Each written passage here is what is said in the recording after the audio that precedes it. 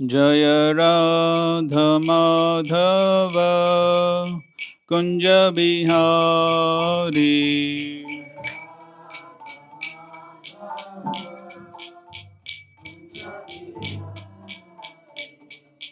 Gopi Jan Vallabh Girivardhari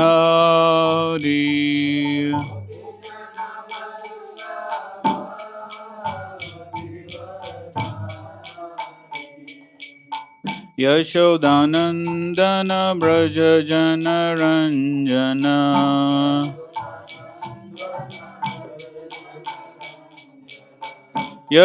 Yashodanandan Braj Jan Ranjan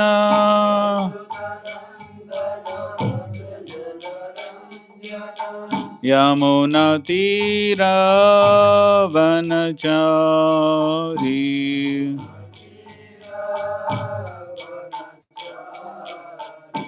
Jai Radha Madhav Kunj Bihari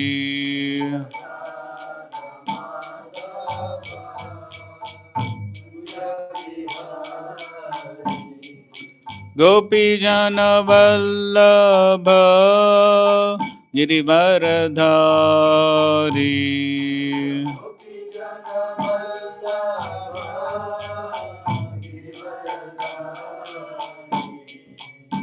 Yashodanandan Braj Jan Ranjan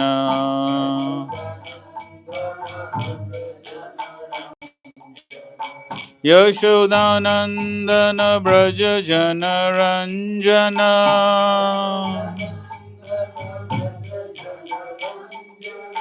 Yamuna तीरावनचारी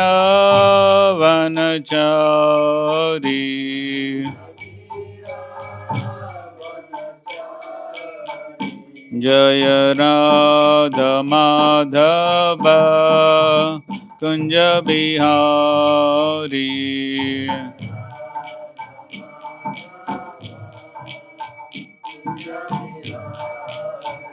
Jai Radha Madhav Kunj Bihari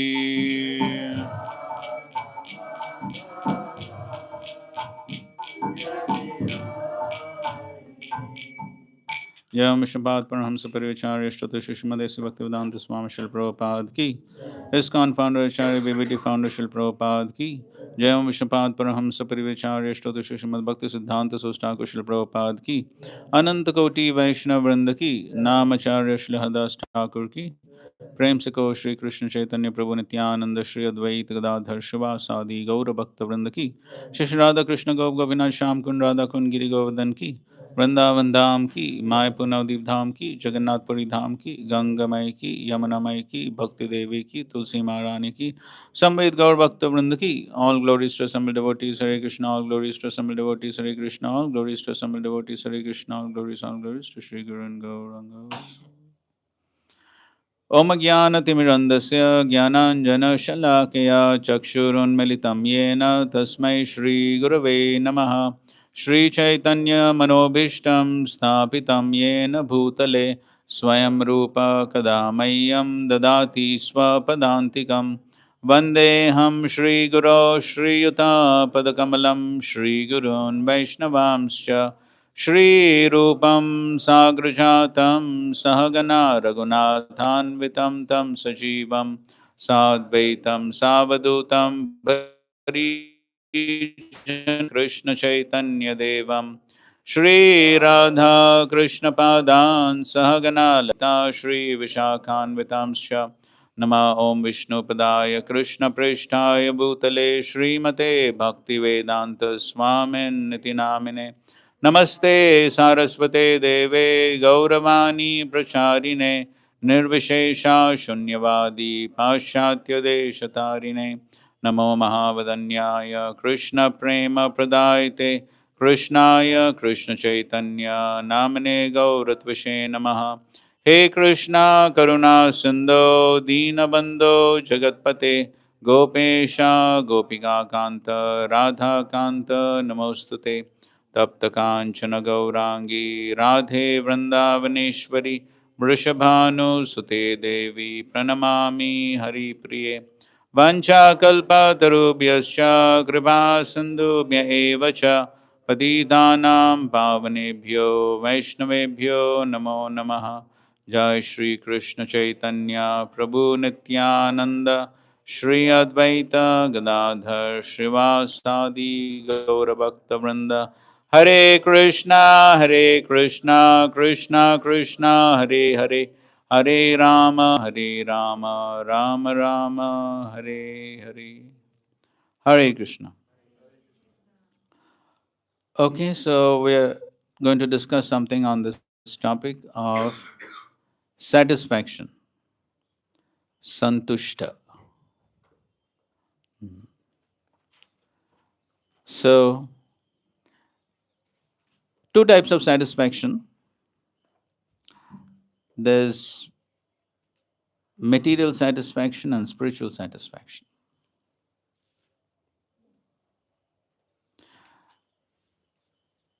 So, are we supposed to be satisfied materially or spiritually? Hmm?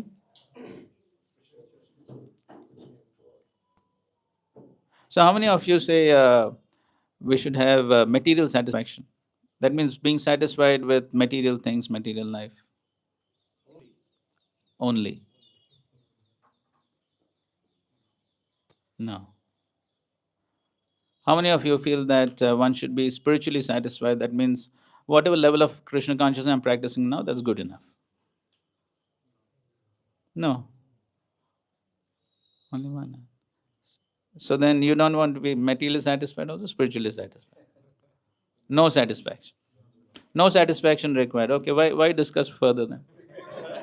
We'll close the class. Not required. Ah? No, we want to spiritually satisfy and materially. Hey, one speak, Baba. Huh. We have the requirement of satisfaction, Huh. still we don't have that satisfaction. That's another story. We are asking a question: which satisfaction is required? That is our first question. Mother, anyone?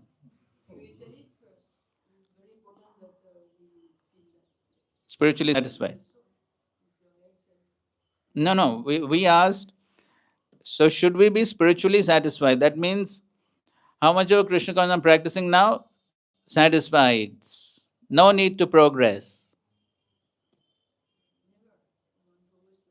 Always improve. Okay, fine. Any other opinions? Okay, we should be materially satisfied. Okay, good. Any other opinions? Hmm? Krishna said in Bhagavad No, you just answer this question. What Krishna said, we'll say later. means whatever by God's grace we are receiving, we should feel satisfied, and of course, as Mataji told, we should try to improve Improve what? both material and spiritually. Acha, both. Because we have to make the balance of both. Uh-huh. Okay, you're giving a little confusing answer. Any case, okay, so some of you said that one should be materially satisfied with what material things one has been given. Why? Not endeavor for more satisfaction or more. Now, the question is, why should one be materially satisfied? Because we are at present stage we are in bodily concept, Hmm. material. Hmm. So that when we being in a material concept, we try to satisfy spiritually by gradually. Then only we can practice for long duration. Mm-hmm. Otherwise, Okay. Some other points? Yes, Mother. Because no matter how much we advance materially, it can never give us satisfaction.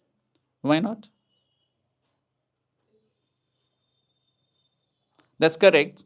How much we get materially, we cannot be satisfied. Why? Huh?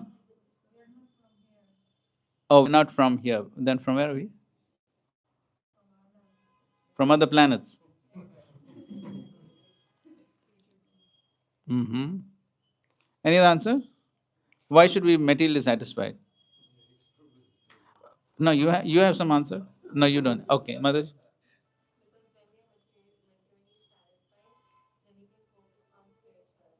Okay, that's a good answer. If you're materially satisfied, we can focus on spirituality. Mother, you have something? If we don't get satisfied with material stuff, we will get more entangled. If we want to pray more, we will be more entangled with this. More entangled in this material. That's also correct. Yes, that's correct.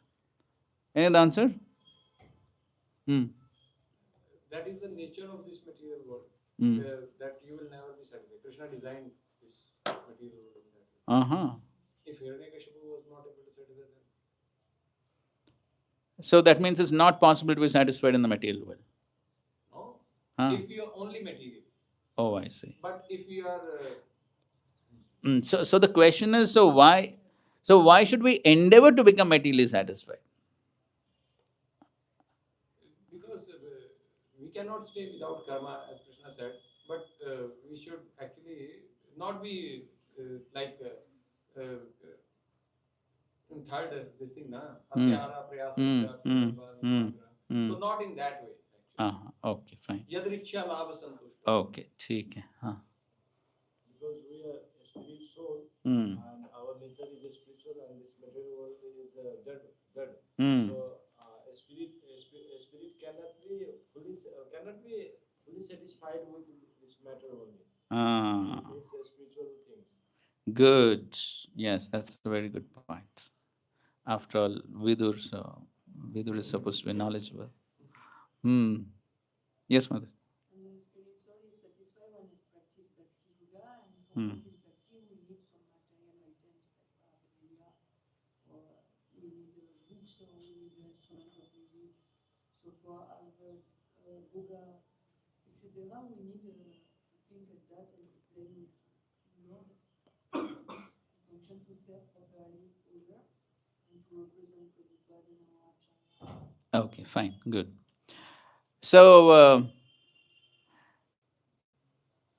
there is one beautiful statement which Srila Prabhupada writes in the first canto, 4th chapter, text 27. This is in connection to the pastime of Vyasadeva.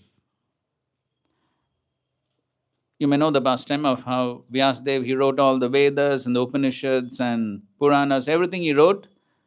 But in spite of writing all that, was he satisfied? No, he was not satisfied. Okay. And of course, he was wondering why he's not satisfied. So in that purport, first canto, 4th chapter, text 27, Srila Prabhupada writes, perfection can only be attained when one is satisfied at heart. And that satisfaction has to be searched out beyond matter. Okay? So perfection can only be attained when one is satisfied at heart. So that is the fundamental statement.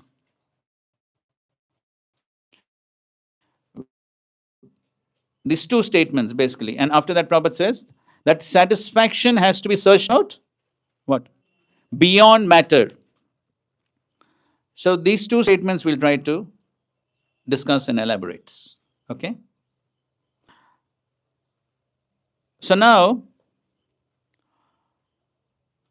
in the 10th canto of the Srimad Bhagavatam, we read about Rukmini. So Rukmini wanted to marry Krishna, but she was supposed to be, or it was arranged that she marry, yes, Shishupal. That arrangement was made by, yes, her elder brother Rukmi. But she was not at all interested in marrying Shishupal.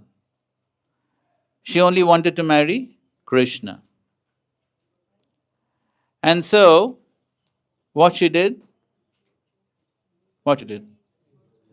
Yes, she wrote a letter to Krishna. And she sent that letter with a Brahmana. So the Brahmana went, because Brahmanas are supposed to be truthful, trustworthy. And so she sent with this Brahmana. And Brahmana, he walked those days, no trains, no flights, nothing. He had to walk all the way from Kaundinyapur in Maharashtra, Vidarbha, Maharashtra. From there, he walked to where? Dwarka, quite a long distance. And so he reached Dwarka, and when he reached Dwarka, Lord Krishna welcomed him, washed his lotus feet, and allowed him to take rest, offered prasad. After that, Lord Krishna asked him some very important questions. And these questions are relevant to the topic of our discussion. So, what does Krishna say? Krishna says, Kachid, okay, this is 10th canto, 52nd chapter, text 30.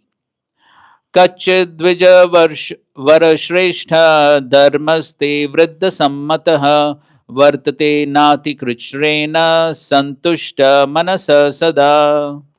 The Supreme Lord said, O best of exalted Brahmanas, are your religious practices sanctioned by senior authorities proceeding without great difficulty? Is your mind always fully satisfied? Krishna is asking the Brahmana. Is your mind always fully satisfied?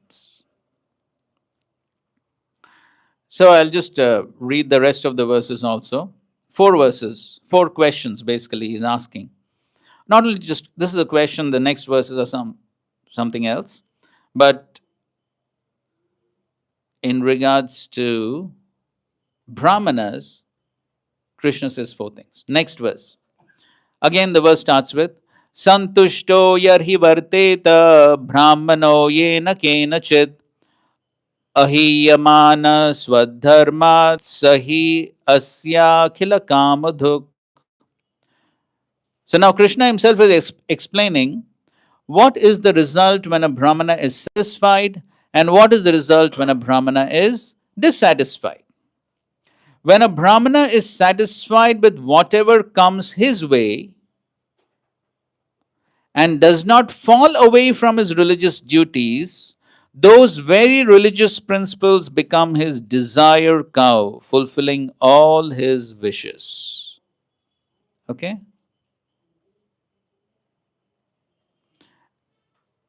Next verse he says, Asantushto. So previous verse he said, Santushta. He's saying, Asantushto. Asantushto sakrillokan apnoti api sureshwaraha akinchanopi santushta shete sarvanga vijvaraha. An unsatisfied Brahmana wanders restlessly from one planet to another, even if he becomes king of heaven.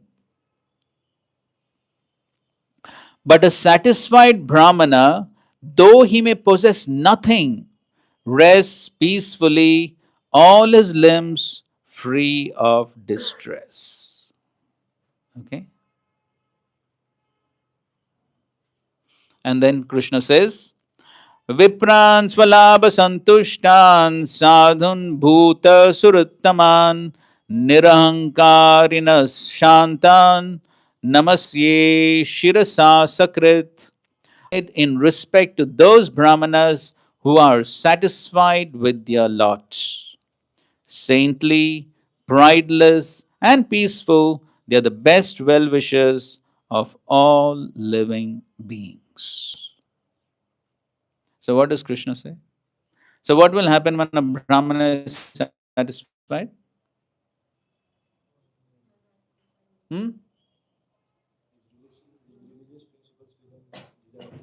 Yes. So, Kamaduk Dharmat Sahahi Asya Akhila Kamaduk. So the dharma, the practice of dharma results in he getting whatever he wants. Dharma itself becomes what? Kamaduk. Like Kamadhenu. becomes wish-fulfilling cow. And what will happen if the Brahmana is dissatisfied? What? Yes, he keeps on wandering in different planets. Even if he is king of heaven. Why? Because he's not satisfied. So if he's not satisfied with one place, then he has to go to some other place to satisfy his desires. Correct? So in this world also we find person is not satisfied with one job, then what he does? Another job. Not satisfied, another job. That's what happens, right? Or person is not satisfied with one type of mobile, then another, then another. Some people are not satisfied with their place of residence, then they keep changing. This place, that place. And some devotees not satisfied with one temple, then they keep changing.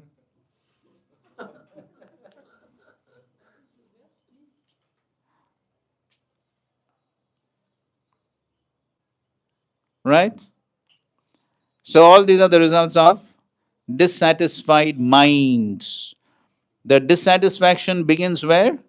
In the minds. And mind controls all the senses. So if the mind is dissatisfied, then the senses are also going to be dissatisfied.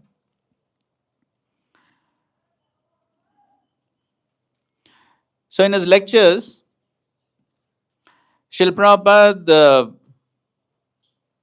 gives one historical instance and one personal experience to explain the satisfaction of a Brahmana.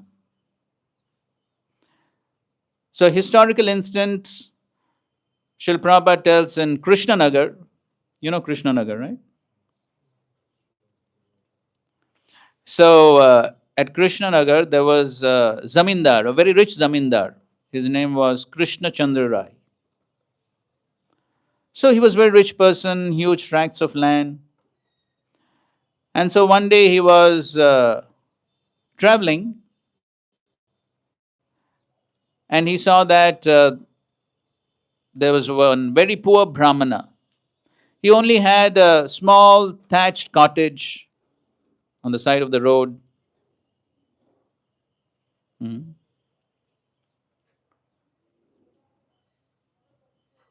And so the Brahmana appeared to be quite poor. So the Zamindar goes up to him and says, "Oh Brahmana, you seem to be very poor. So can I help you?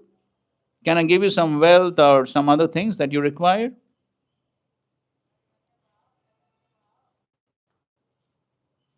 So if somebody asks you such a question, what would you say? Lot of things, right? Lot of things, so many things.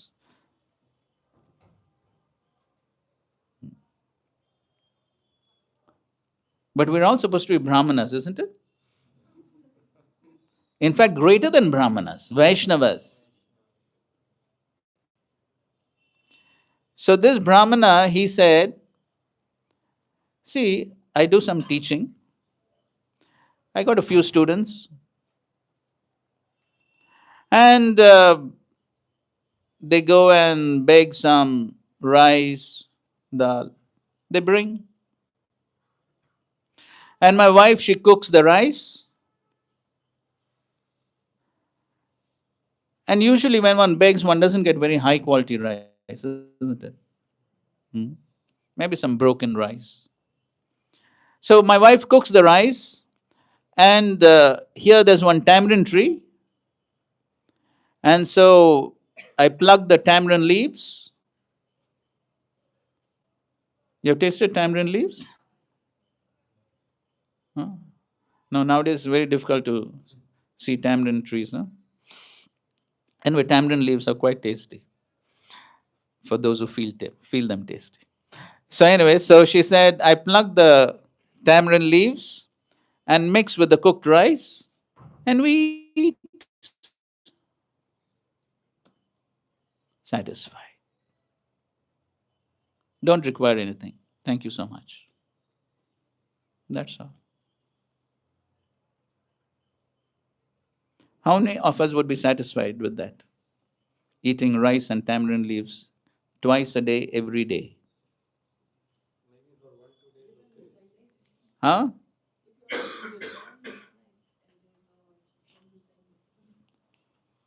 Think about it.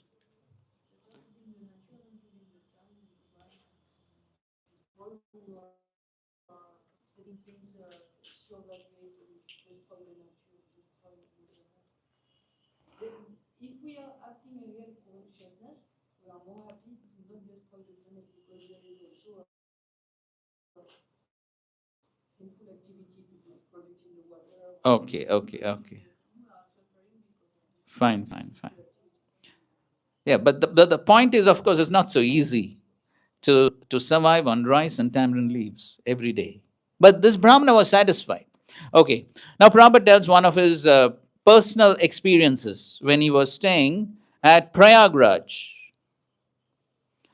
So, where he was staying, as we know, Srila Prabhupada stayed there for how many years Prabhupada stayed? Knows? Huh? At Prayag. Huh? No, not 18. It was about 11 or 12 years. Srila Prabhupada stayed over there. From 1923 to about 1934. That's how many? Yes, something like that. So, as we know, Srila Prabhupada got his initiation in 1933. That was at Prayag. So, anyway, so Prabhupada was staying over there. And so he says, beside his house, there was a couple, Brahmana couple, husband and wife. And so they would rise early in the morning, quite early, maybe 2:33 like that, a.m. And then they would go to the Ganges. We know in Prayag there is the Sangam, Ganges, Yamuna, Saraswati. So they would go there, take the bath, come back home, and then after coming back home, the man would do a lot of religious rituals and pujas and so many things he would be doing, reading the scriptures, and all that he would be doing almost till afternoon. And the wife would be doing various household chores. And then, so it will become afternoon. In the meantime, lunch is ready. And so then they would have lunch. And after lunch, then the man would take little rest. And in the meantime, the wife would cook various eatables, variety of eatables.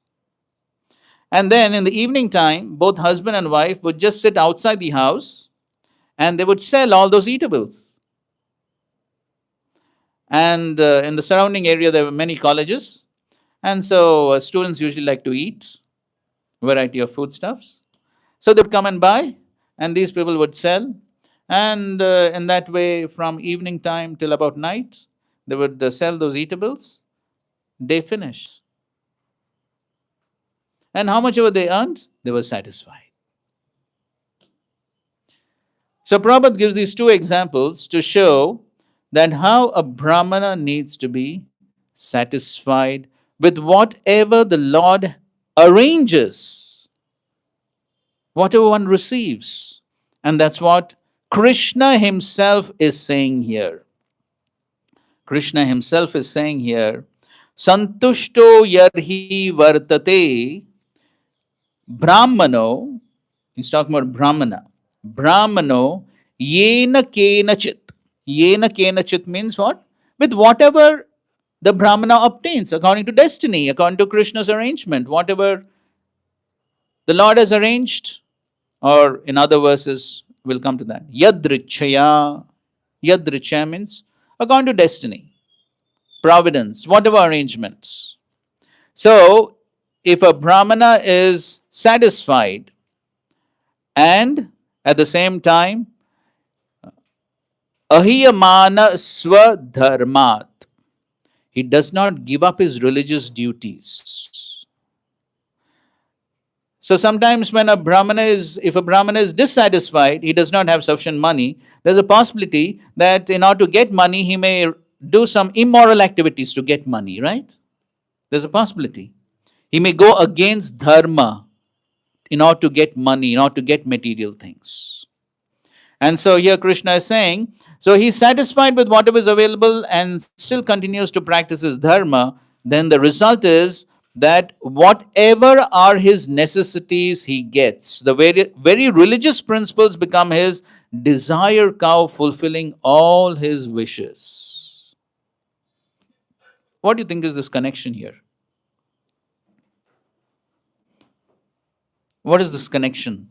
If one is satisfied, follows dharma, then he gets whatever he wishes. What's the connection? How does it happen? Simply automatically, or there's some philosophical understanding here? Yes, Mother?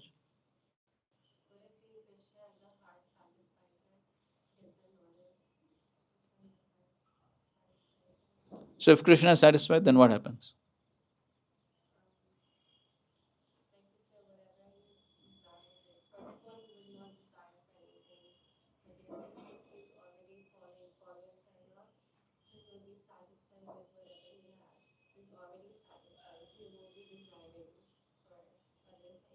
Hmm. Okay, good point. Okay, fine. Somebody would like to add some philosophical understanding here? How does this happen? If a Brahmana is satisfied, he follows dharma, then he gets whatever he wishes. Some verse from the Bhagavad Gita?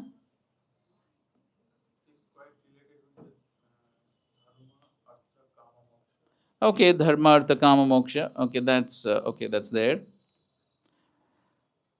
But Krishna says in the Bhagavad Gita, 9th chapter, 22nd verse, what does Krishna say? Ananyas chintayanto mam ye jana paryupasate tesham nityabhiyuktanam yoga kshemam vahami aham. So Krishna says, if somebody is practicing devotional service and satisfying him, ananyas chintayanto mam, his chintan, he's only thinking about Krishna's satisfaction. So if one is doing that, then Krishna, he gives what one lacks and he maintains what he has. That's what is being said here. So then the dharma, the practice of dharma which pleases Krishna, results in Krishna providing whatever necessities are required by the Brahmana. And if one is dissatisfied, then he can keep on wandering to fulfill his desires. He can wander from one planet to the other and still not be satisfied. But if one is satisfied, akinchano api santushta shete sarva anga vijvaraha. So then the satisfied Brahmana, santushta, is akinchana, akinchana Brahmana. That means he's not having any material desires, akinchana. Or he has the full understanding that whatever I have, it belongs to Krishna. So for such a Brahmana, he rests peacefully, all his limbs free of distress, vijvaraha. He's very peaceful, no anxiety, he's satisfied. And then next was what Krishna says? Vipran swalabha santushtan. So to those Vipras or Brahmanas who are swalabha santushtan, whatever they have, santushta, they are satisfied with whatever they have. Swalabha santushtan and bhuta surittaman, and they are the best well-wishing friends of all the living entities. Nirahankarina, they don't have false ego, they are shanta, peaceful. See, only when they're satisfied they can be peaceful, right? And only when they're satisfied they can be nirahankar, no false ego. Because the bodily misconception reduces to the degree one is satisfied. To the degree one has material desires, bodily misidentification increases. So when one is satisfied with material things, less bodily misidentification, no ahankar, no bodily misidentification, then one is peaceful. And then what Krishna says? Namasye shirasa asakrit. Krishna himself is saying, Namasye shirasa means what? I bow down. Krishna is saying, I bow down. Asakrit. Sakrit means once. Asakrit means many times. Again and again, I bow down my head at the feet of such brahmanas who are satisfied.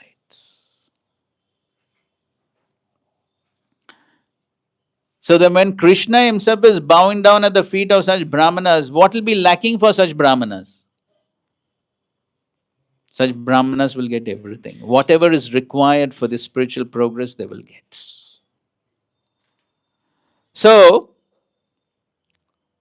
we find that here the Lord is instructing a brahmana, and then in another pastime, the Lord comes as a brahmana. Which avatar? Vaman avatar. See, Gaurang Mahaprabhu's avatar is not as in the role of Bhagavan. He is in the role of Bhakta. But the Lord himself comes as Vamana avatar. Okay. So many of us know the pastime of Bali Maharaj. He is performing the sacrifice, and then Lord Vamandev comes to him. And Bali Maharaj is very pleased. He says, "Oh Brahmana, I'm so fortunate you've come over here. So what do you want?" And what does Lord Vamandev say? What? What does Lord Vamandev ask for? 3 steps of land. Whose steps? Yes, his steps. And Vamandev was Vaman. Vaman means dwarf, very small. So his feet also very small. So that means his steps also very small. That is all what he asked for.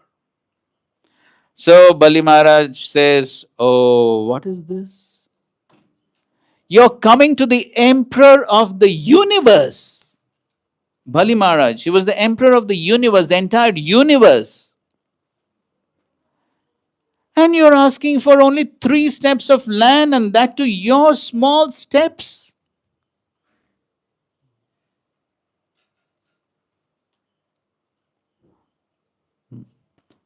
It's just like if somebody is doing fund collection and he goes to Mr. Ambani. You know Ambani?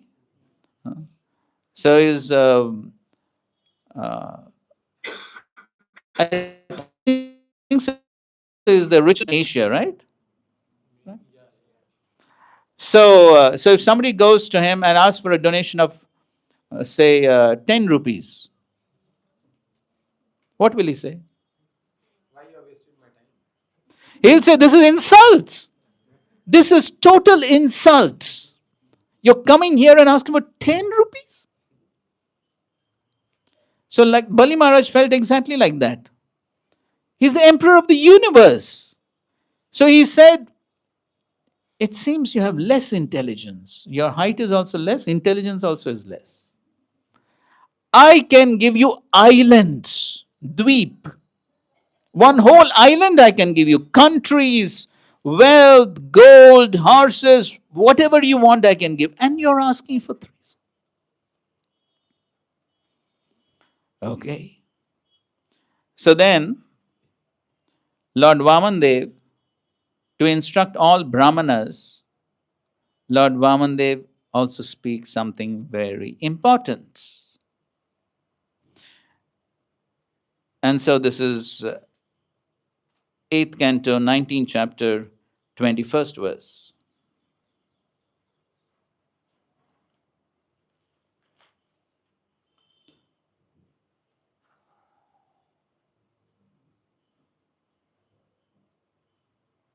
So before that, Bali Maharaj, he says, "Oh, son of a Brahmana, your instructions are as good as those of learned elderly persons. Nonetheless, you're a boy and your intelligence is insufficient. Thus, you are not very prudent in regard to your self-interest. I am able to give you an entire island because I'm the proprietor of the three divisions of the universe. You have come to take something from me and have pleased me by your sweet words, but you are asking only 3 paces of land. Therefore, you are not very intelligent. O small boy, one who approaches me to beg something should not have to ask anything more anywhere. If somebody asks something from me, then he will get so much that throughout his life, he does not have to ask anything from anyone. Therefore, if you wish, you may ask from me as much land as will suffice to maintain you according to your needs. Now, in reply to this, Lord Vamandev says something very important for all of us. Shri Bhagavan Uvacha Yavanto Vishaya Preshtas Trilokyam Ajitendriyam Na Shaknuvanti Te Sarve Prati Pura Yitum Nripa. So Lord Vamandev says, the personality of God had said, "Oh my dear king, even the entirety of whatever there may be within the 3 worlds to satisfy one's senses cannot satisfy a person whose senses are uncontrolled." So if one is a jitendriya, his senses are not controlled, then even if he is given trilokyam, the 3 worlds, still he will not be satisfied. Srila Prabhupada says, just like in this world, even if somebody has 20 factories, he will still be planning for what? Yes, to open the 21st one. Never satisfied. That is the nature of greed.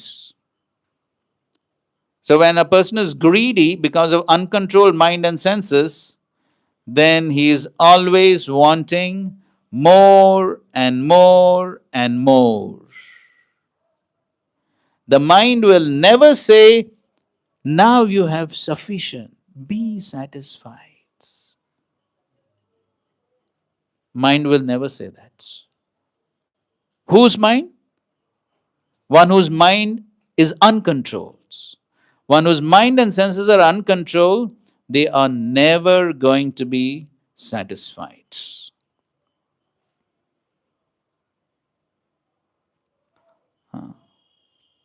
So therefore, Prabhupada in this purport, he says, anyone who is in this material world is extremely anxious to get more and more things for sense gratification. This is the nature of this material world.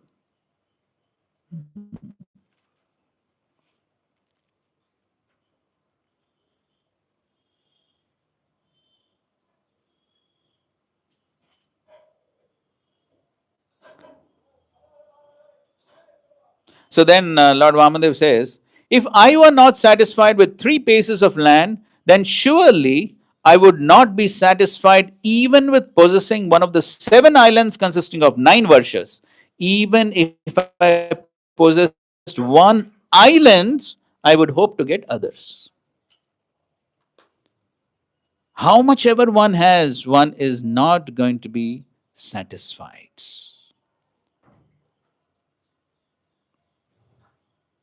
And therefore, Lord Vamandev is giving instruction for all of us. Yadrichayopapannena santushto vartate sukham na santushtas trivi loker ajitatmopasadite.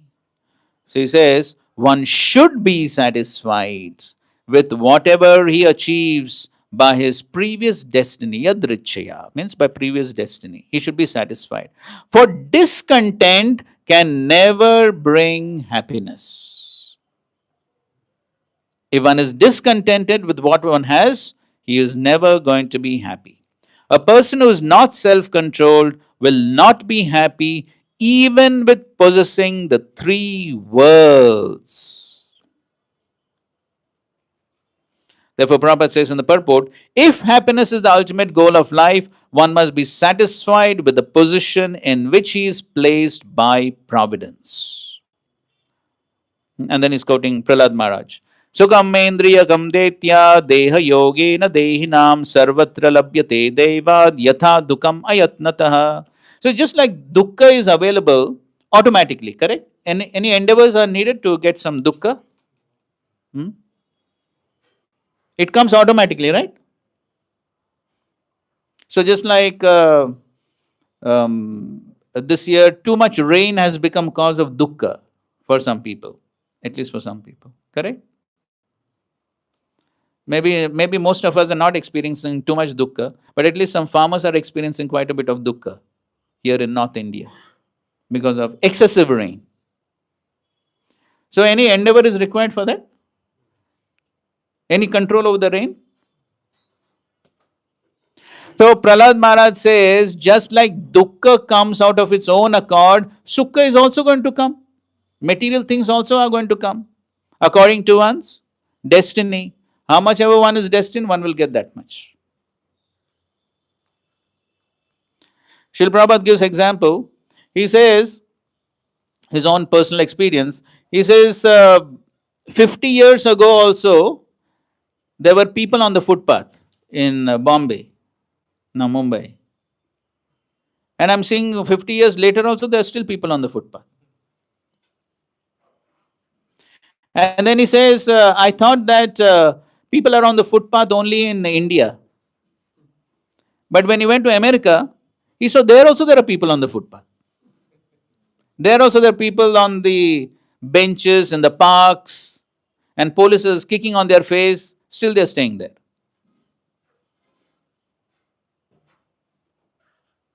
And some of them come from respectable aristocratic families. So in India also we find sometimes a government gives these people some houses, those who are on the footpath. And what do you think they do? They rent it. They'll either rent them or sell them, and they continue to stay on the footpath. Why? No, it is destiny. They are destined.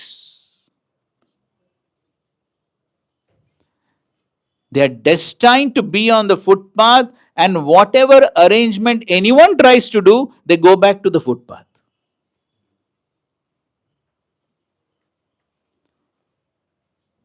That's how material nature orchestrates everything. Because three modes, full control. Three modes control everything, all the senses, mind. Can't change. Can't change all these things. So, just like if somebody thinks, oh, my voice is not so good, I want to have a sweet voice. Anyway, anyway, to get sweet voice? Yes, What? next birth.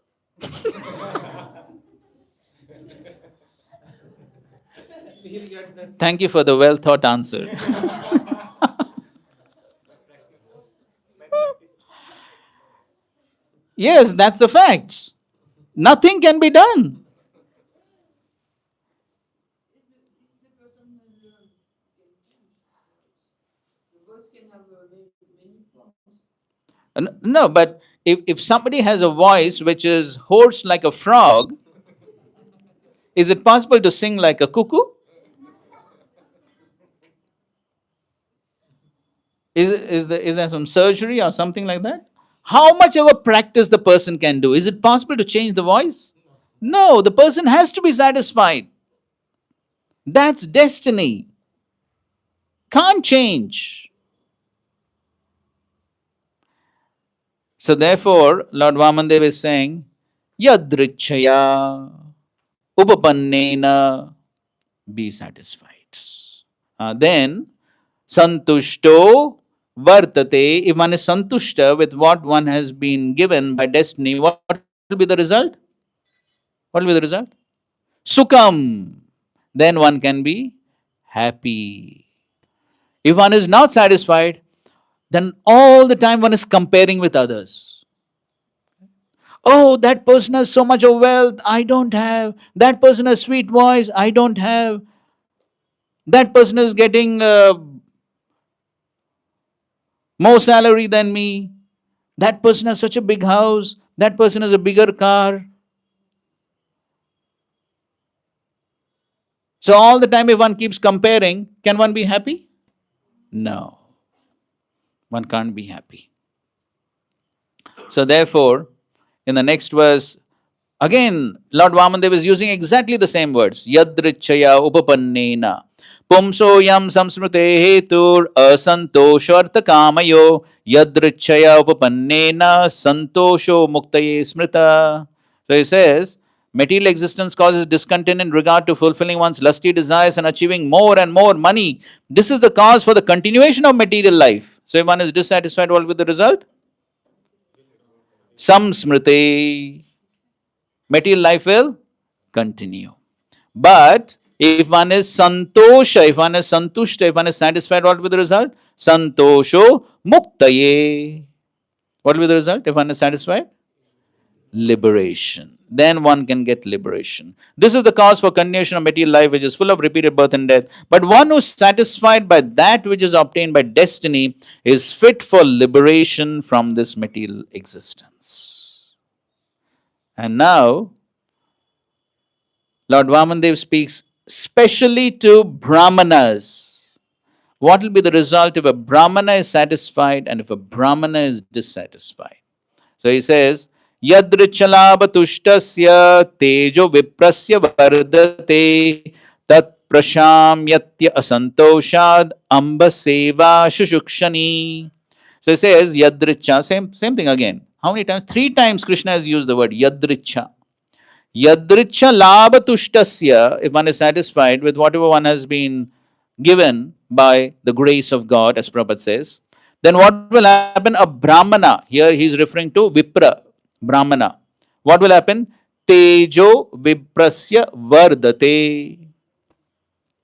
What will increase? Vardate. Vardate means increase. What will increase? Tejaha. What does Teja mean? What? Yes, brilliant effulgence. Teja. So, how many of you want to be effulgent Brahmanas? Only the ladies want to become effulgent Brahmanas, and none of the men want. Funny. We are already Oh, that's the thing. Huh? So, you mean to say the ladies are not?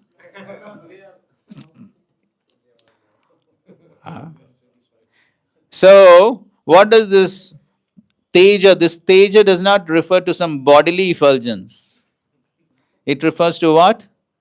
Spiritual power, spiritual potency. That is what will increase. But if a Brahmana is dissatisfied, then what will happen?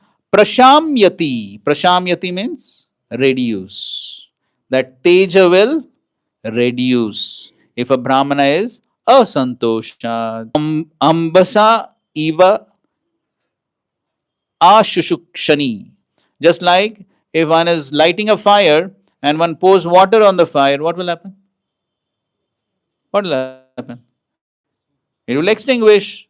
So similarly, the teja, the spiritual potency of a Brahmana will reduce if he is asantosha, if he is dissatisfied. So therefore, these are the results of being satisfied and being dissatisfied with what one has been given materially on the material platform. So materially, things are destined. Unless, of course, if one becomes a devotee, then Krishna can change that. But in any case, materially, whatever one has, one needs to be satisfied. So why the spiritual potency increases when a Brahmana is satisfied? Any thoughts? Why spiritual potency increases when Brahmana is satisfied? Good. because he is already doing the acts to please the Supreme Lord. So those acts will automatically bring him to that level if he is satisfied. Mm-hmm. Okay, Mother. Those who are Krishna is light. Uh-huh. Okay. Huh? We saw Srila Prabhupada sometimes becoming golden. Yeah. Srila Prabhupada, of course, was definitely spiritually effulgent. Here we are talking about spiritual potency. He will situate on the platform of pure goodness, so Hmm. that he will be set. Okay. Pure goodness. Okay, fine. Yes. Because he is in contact with his true self, which is the spirit, and the spirit is very powerful. So, So the spiritual potency increases. okay. See, very simple. See, if we have a lot of material desires to gain many material things, and suppose I'm chanting and have a lot of material desires, what happens?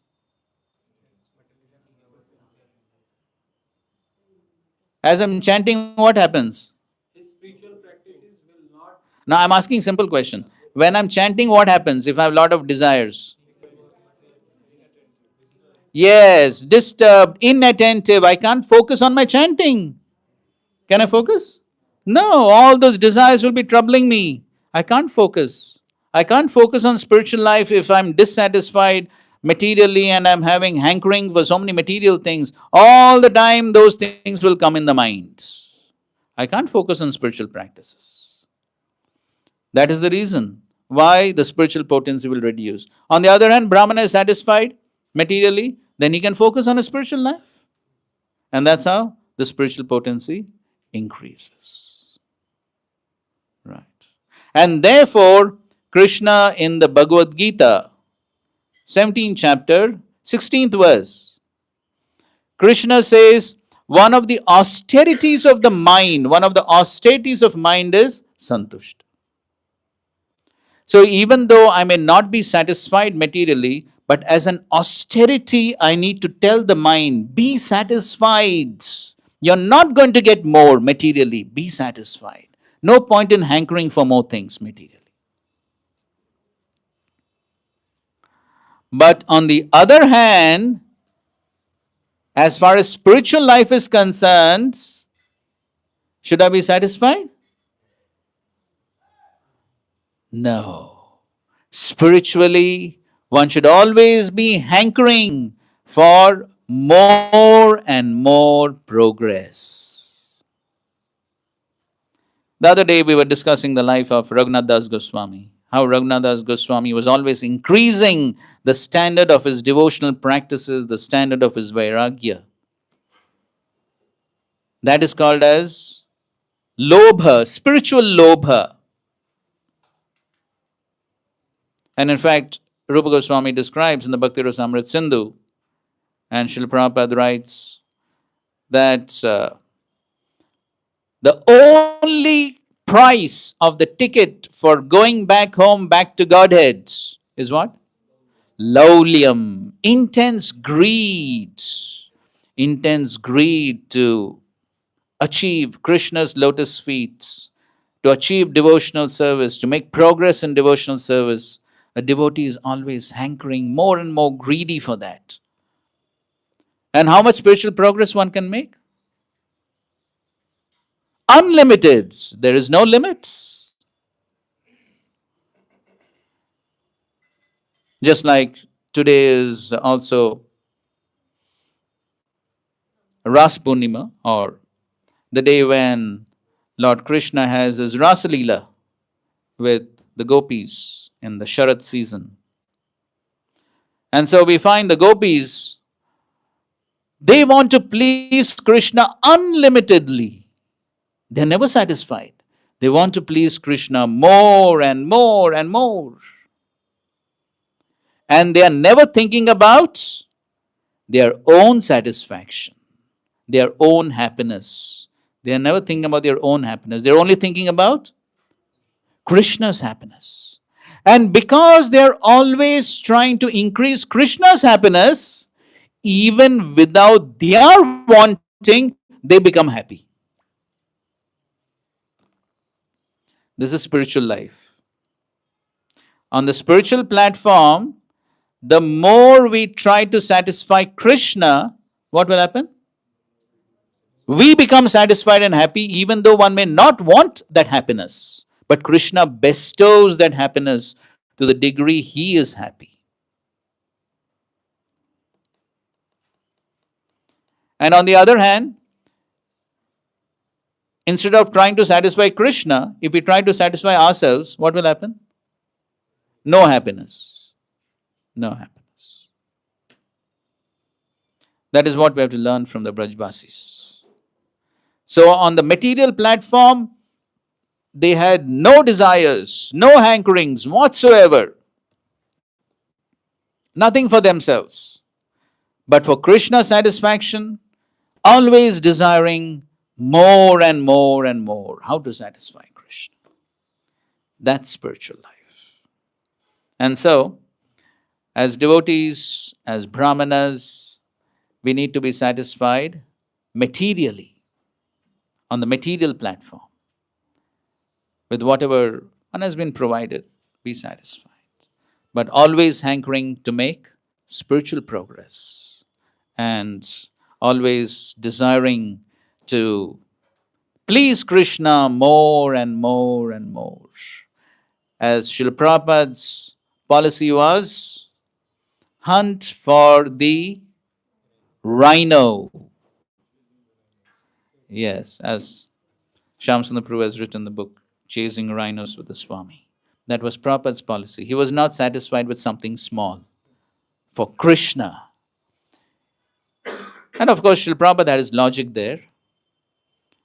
So Srila Prabhupada would say, if you aim for the rhino, if you are eager to get the rhino, if you get it, people will say, wow, that's amazing. What an amazing task.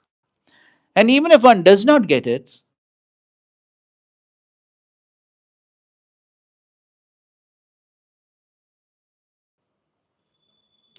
so similarly, so that's on the spiritual platform. On the spiritual platform, one can have high aspirations to please Krishna, to serve Krishna. Prabhupada wanted to preach all over the universe, not just this earth planet. Prabhupada writes in some purports, entire universe. That was Srila Prabhupada's plan. So that's spiritually. So spiritually, one can always aspire to satisfy Krishna more and more. Of course, at the same time, one should also know what are one's limitations and act according to one's capacity. That should also be there. But one can always try to satisfy Krishna more and more according to one's capacity. But at the same time, one need to be satisfied materially, on the material platform. Then one can focus on spiritual life. Thank you very much. Hare Krishna. Okay, some questions? Okay, yes, Mataji. Hare Krishna. I was reflecting on how sometimes the cause of dissatisfaction is unmet needs, and sometimes a slight adjustment results in a more stable mind with which we're able to practice spiritual life better. So to what extent should one go to create a favorable external situation? Okay, so that's what we were saying towards the end. So one should know one's capacity. And the other day also we were saying, we cannot try to imitate Raghunath Das Goswami. So as we know, Raghunath Das Goswami, how much he was eating? Oh, really? One small glass, huh? Oh, now you're reduced to a cup. How much was it?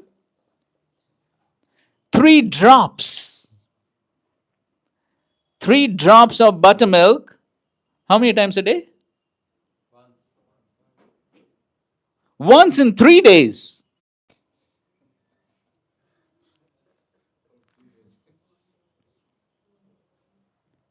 That means practically nothing. Because it was not that he was somehow trying to restrain himself and force himself. No. He was so absorbed in devotional service, he just didn't have time. And even taking those 3 drops of buttermilk once in 3 days, so much sense gratification. Can we even begin to imagine something like that? No need to imagine, no need to imitate also. Yes, that's exactly the point. Yes, it was natural for him because he was so absorbed in Krishna's service, he had no time to even think about this. If we try to imitate, forget about spiritual life, material life, everything will be finished. So we can't imitate. We understand the principle. So therefore, the point is, I have to know what is my capacity, what is my level, and act accordingly. So if I need to take prasad 3 times a day, sumptuous, nutritious prasad, I should do that. And similarly with all other necessities, whatever is required, so one should do that. So one should understand what is the difference between necessity and luxury. Okay. So necessity is something which I definitely require and that which will be conducive for my spiritual practice. Luxury is something which is beyond the basic necessity. Of course, the mind can always trick one, and one can imagine luxuries to be necessities, and therefore guidance is required. So therefore, guidance of senior Vaishnavas is always required for us to understand what is necessity, what is luxury, and understand what is necessary for me, what is not necessary. So therefore, the guidance of senior Vaishnavas, the spiritual master, is always required to keep us on track. But at least we can try to understand ourselves. Do I really require this for my spiritual life? At least we can try to ask ourselves that question. And try to honestly analyze that. If one is having difficulty, better take guidance from senior devotees. Does it help? Yes. And how do we know what we're destined to receive? Whatever we have. And so, suppose just to give an example, suppose I have a small Maruti car and I want a Mercedes. Okay. So then, if I want a Mercedes, then somebody is going to donate a Mercedes. Very unlikely, isn't it? So if I want to buy the Mercedes, then what will I have to do? Yes, I have to work hard to get the money. And so, if I have to work very hard, as Rupa Goswami is saying, atyahar, accumulate more things, then what is required? Prayas, over endeavor. So if I have to endeavor so much earning the money to get the Mercedes Benz, and then my mind may say, okay, you have a big Mercedes, you can use it in Krishna service, you can invite devotees to your house, and so on and so forth. So the mind will give so many reasons. But if one wants to buy the Mercedes and earn the money for it, and one cannot even chant 16 rounds, do you think it's a good bargain? That's the point. So I have to see that in making my endeavors to get some material things, even to serve Krishna, how much am I able to practice my spiritual life comfortably? And how much will need to compromise my spiritual life to get these material things to serve Krishna? So then I have to draw the line.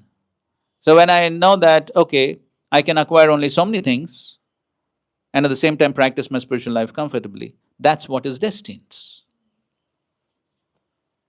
Get the point? Hare Krishna. Okay. When coming to Krishna consciousness also, we try to, in the name of satisfying Krishna, we try to satisfy ourselves. That's exactly what we were saying, yes. So when we are doing some devotional service, we say that I am doing for Krishna. Correct. But behind is there some our internal Selfishness. selfishness. So in that case, it is very relevant to me. So in that case, how should I mitigate this problem or solve this? Right, the same principle. Guidance.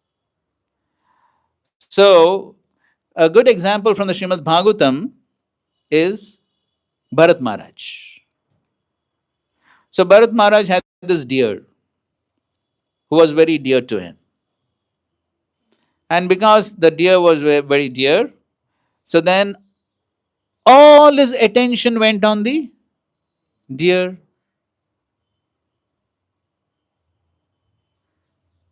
Okay, he was justifying it, saying, oh, he's Jivatma after all, part and parcel of Krishna, so I need to protect him, this, that.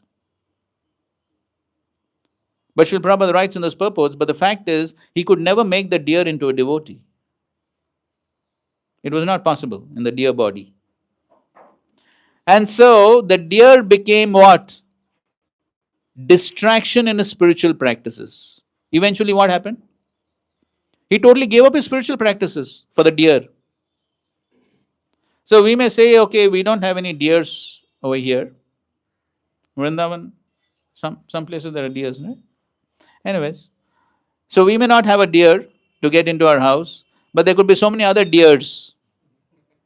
In our mind. Yeah, first in the mind, and then they will come also physically. But then if that attachment to the deer is going to result in compromising our spiritual life, then that's a problem. Correct? So therefore, I have to see how much are my material desires and the so-called, or not so-called, how much those things which I'm trying to acquire for Krishna, correct? The mind always justifies. Oh, it's all for Krishna, all for Krishna. You get this, you get that, you can use everything in Krishna's service. The mind will always justify.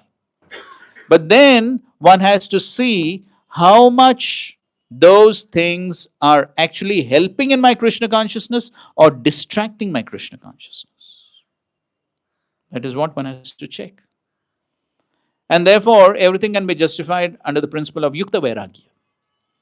But therefore, Srila Prabhupada, he writes in the Nectar of Devotion, 14th chapter, he says the principle of Yukta Vairagya must always be practiced under the direction of the bona fide spiritual master.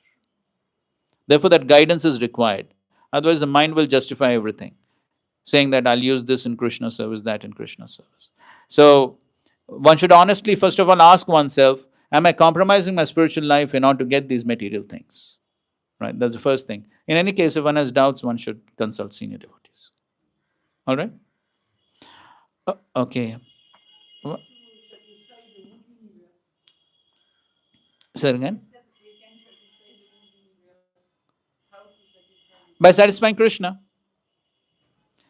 The principle is water the root of the tree, all the various parts of the tree will be satisfied. So that's our Siddhanta. So you satisfy Krishna, everyone will be satisfied. Okay? Yes, bro, one last question.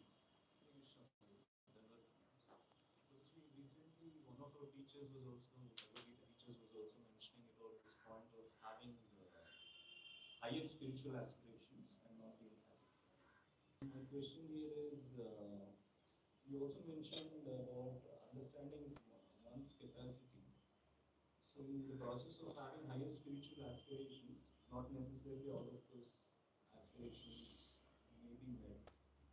So how does one, and also sometimes the aspirations or the desires may take some time to get fulfilled as well. So in the process of continuing to on the path of devotional service, it is taking time. One is having doubts whether they are getting fulfilled, whether they will be fulfilled or not. So how does one assess that particular situation? So yes, in fact, this is one of the angas of bhakti which Rupa Goswami gives in the Nectar of Devotion. That is practicing, I'm a little bit paraphrasing, but practicing devotional service according to one's means, according to one's capacity.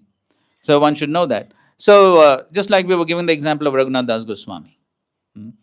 So if one thinks, I want to chant 64 rounds every day. Okay, Karthik, maybe. But if one thinks, okay, for the rest of my life, I'll chant 64 rounds every day. Is it possible? So if I'm not on that platform, if I don't have the adhikar for it, then what will happen? Then one cannot make spiritual progress. If it is not sanctioned by the spiritual masters, spiritual authorities, and I don't have the adhikar for it, then Prabhupada says in one lecture, you try to imitate Haridas Thakur, you'll simply sleep. That's what will happen. So in the name of chanting, one can go to some nice, secluded place to chant 64 rounds, and in the secluded place, after chanting few rounds, one will be snoring. peaceful. No adhikar. So therefore, one should know what is one's capacity. How much can I do? Even spiritual things. Even spiritual activities, I should know what is my level, what is my capacity, and practice accordingly. So it applies to chanting, it applies to what books I can read, what I cannot read, how much austerity can I do. So everything has to be according to one. So there are basic minimum standards which our acharyas have set. Correct. And those basic minimum standards definitely have to be followed. But over and above that, beyond that, how much can I do? Then that has to be according to what is my level and what is my capacity. So again, the same point. If I am having some difficulty in finding that out, better take guidance and act accordingly. Knowing one's capacity is a combination of one's own self-assessment and also taking guidance. Yes, both is always good. Yes, self-assessment, but at the same time confirming that with senior devotees is always good. That will keep one on the safe track. Okay, one last question. Jai Shri Shri Radha Shyam Sundar ki Jai Shri Prabhu. Okay, go ahead. Haan. Always trying to satisfy Krishna. Hmm. It may be applied to any devotee also. Correct. How do they know whether Krishna is satisfied with their service or not? How do we know whether Krishna is satisfied with the service or not? Yes. Yasya prasadat, bhagavad prasado, yasya prasadan na gati. No need to imagine. As far as we are concerned, we don't have to imagine. So the barometer is whether the spiritual master is satisfied, whether the Vaishnavas are satisfied. If they are satisfied, then we understand that Krishna is satisfied. Okay? That's because the spiritual master and the Vaishnavas are representatives of Krishna. So Krishna may not come in our dreams and tell us, "Oh, I'm very satisfied with it." No, so and no, we don't have to imagine those things. So better is we find out from the Vaishnavas. Okay. Thank you all very much for your kind attention. Srila Prabhupada ki jai, Samved Gaur Bhakta Vrinda ki jai. Thank you very much. Hare Krishna. His Grace Vamsi Vadan Prabhuji ki jai.